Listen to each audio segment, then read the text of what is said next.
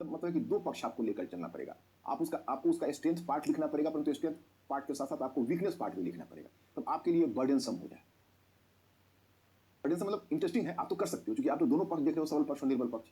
तो अब देखो इस तरह का जो क्वेश्चन है, उसमें मैंने आपको इंट्रोडक्टरी क्लास में ये क्वेश्चन संभवतः करवाया था, ध्यान है आपका। जो पहला मैंने दिया हुआ है, जो how to prepare world history, उसमें भी इस क्वेश्चन का जिक्र किया हुआ है। ये 2019 का, इसी वर्ष का लास्ट पेपर इसी का हुआ है।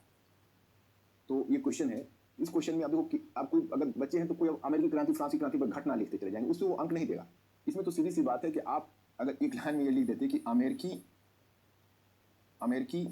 क्रांति में, अमेरिकी क्रांति एवं फ्रांस की क्रांति के प्रभाव स्वरूप, क्रांति के परिणाम के प्रभाव स्वरूप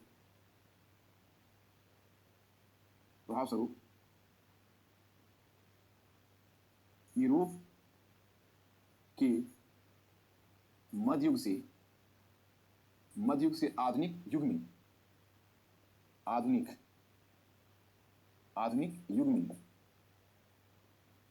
संक्रमण की प्रक्रिया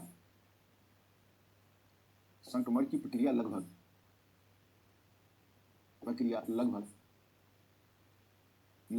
पूरी हो गई।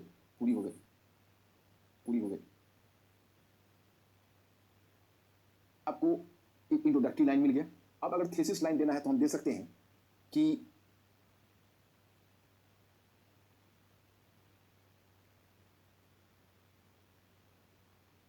कम हिम्मत मतलब होता है कई या अनेक, तो कतिपय भी हम दे सकते हैं या अनेक भी दे सकते हैं।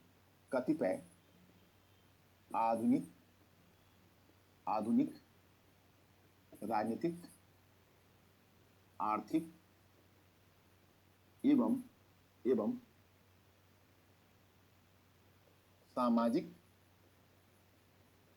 सामाजिक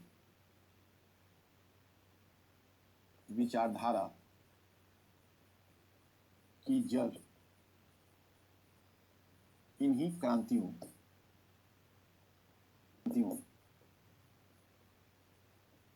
में देखी जा सकती है।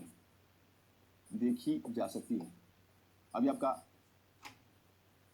थीसिस तैयार हो गया। अब एक एक को हम उठाएंगे, लिखित संविधान से लेकर संघीय व्यवस्था की चर्चा करेंगे तो हम अमेरिका की चर्चा करेंगे, फ्रांस की चर्चा नहीं करेंगे। सामंतवाद के अंत की चर्चा करेंगे तो अमेरिकी क्रांति की चर्चा नहीं करेंगे, फ्रांस की चर्चा करेंगे। कुछ ऐसा है एक्सक्लूसिव यहाँ और वहाँ।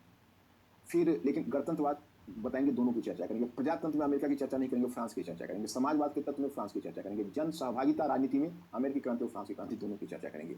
मानव अधिकारों की घोषणा, अमेरिकी क्रांति और फ्रांस की क्रांति दोनों की चर्चा करेंगे। 1 से 7 8 बिंदु है। हम फिर इसको आपको नोट डाउन करवा देंगे, यहीं पर मैं आपको लिख देता हूँ। वैसे मैं पीछे भी आपको करवाया हूँ, उसको हमको 2-3 क्वेश्चन और भी आपके दृष्टिपथ पर लाने हैं और इसमें थोड़ा टाइम लग जाएगा। तो इसलिए इसको करने के बाद तब हम 1815 के आगे चलेंगे। कांग्रेस ऑफ वियना, उस वक्त क्या हुआ, उसका राष्ट्रवाद का कैसे विकास हुआ, राष्ट्रवाद ने यूरोप को कैसे प्रभावित किया, तो हम चीज़ों को करते हुए आगे निकल जाएंगे। आज इतना ही रुकते हैं, इतने आप लोग डाइजेस्ट करें, फिर मिलते हैं दूसरी क्लास में। Thank you very much.